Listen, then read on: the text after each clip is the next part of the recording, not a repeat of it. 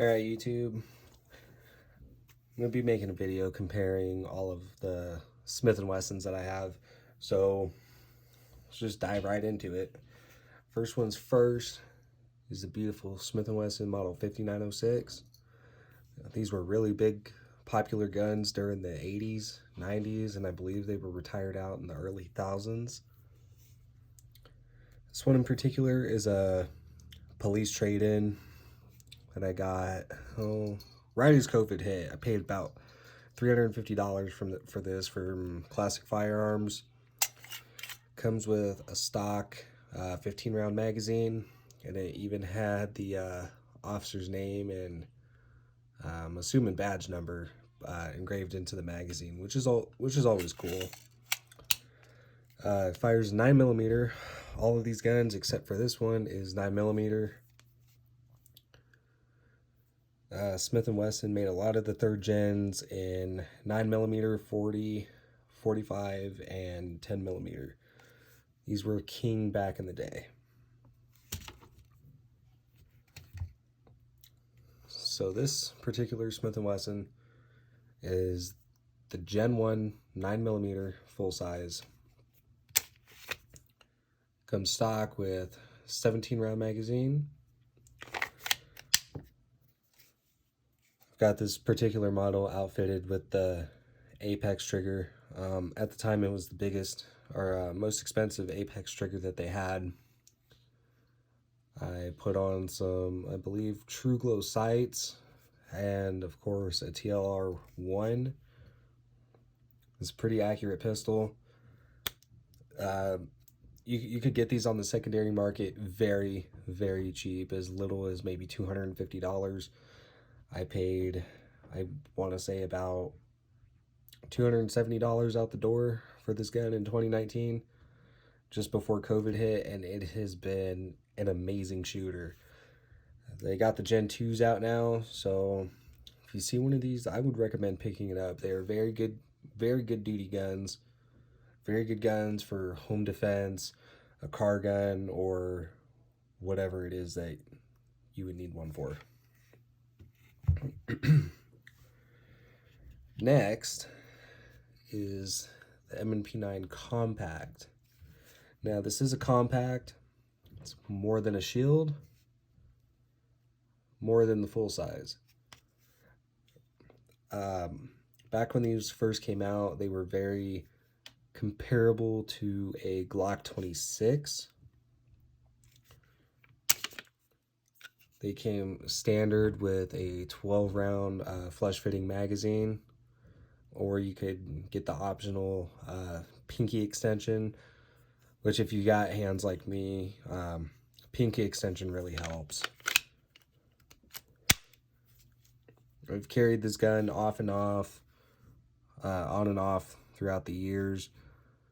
I've put an Apex duty trigger in it, which is very nice.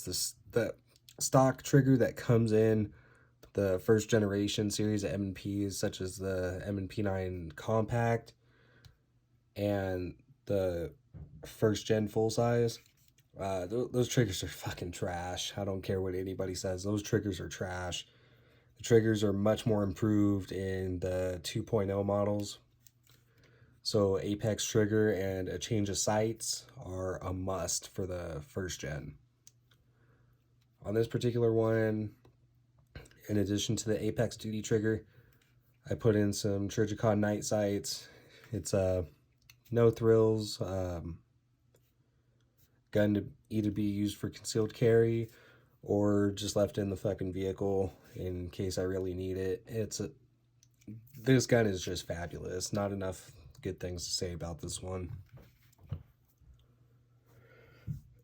So now we get in to the big bores.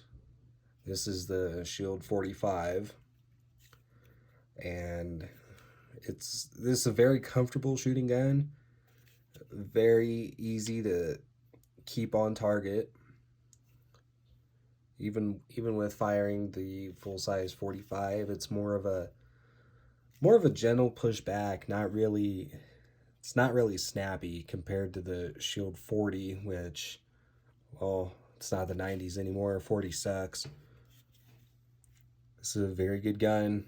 Very nice trigger. I believe this is I don't know if this could be considered a Gen 1 because it's got the Gen 2 type texturing and it doesn't have M2.0 on the slide.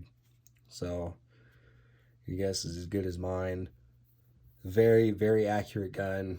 I've easily made shots out to 25 yards with this, which is not really what a gun of this size is supposed to do.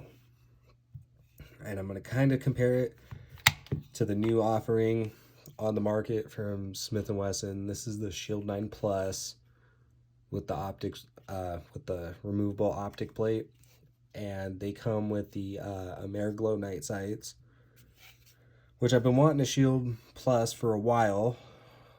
And the first upgrade that I wanted was to change out the sights to these exact sights, and they came stock on the optic ready version, which is what I wanted anyway. I found the gun used, and I got it cheaper for what the regular version was going for, so I bought it. Comes with a 13 round magazine, so you have the ability to have 13 plus 1 in your gun. Flush fitting magazine is 10 plus 1, which is way more than the 6 plus 1 or 7 plus 1 of the Shield 45. And it gives you just an edge up more for the compact. The compact holds 12 rounds in the magazine, plus 1 in the chamber. This one is able to hold 13 in the magazine and 1 in the chamber, and it's roughly half the size. It's thinner in the slide, but you give up a little more grip space when you have the 13 round extended magazine in. Also compared to the 45, slightly shorter in the slide and slightly shorter in the grip. And that's with 13 plus 1 in this gun and 7 plus 1 in the Shield 45. And I just want to say that the compact, along with the full size, had ambidextrous slide releases, something that Smith & Wesson's been doing since the early 2000s, and Glock didn't really start doing until their Gen 5, so kudos to Smith & Wesson for being ahead of the game. Any one of these guns will serve you well. I prefer the old steel because once you fire all 15 rounds of ammunition, you can just beat the fuck out of somebody with this. Magazines are a little hard to find for this gun. If you want the standard Smith & Wesson produced magazines, they're harder to find, and you can only find them really on the secondary market. Metgar makes 15 and 17 flush fit magazines, which I've bought both, and they work incredibly fine. The downside to the Shield Plus, it's going to be a pain in the ass to find mags for the 45. They're always around. You can find them pretty cheap. The 9 compact, you can find the 12 round magazines fairly easily. For the full size, you can get old used magazines for almost nothing. I believe in the end of 2020, Natchez Shooter Supplies had these full-size 17-round magazines for the full size for sale for $12 a piece, and they all work just fine, so you can't go wrong. All in all, this is my little humble collection of Smith & Wessons, so like, share, and subscribe. Give me a thumbs up or something.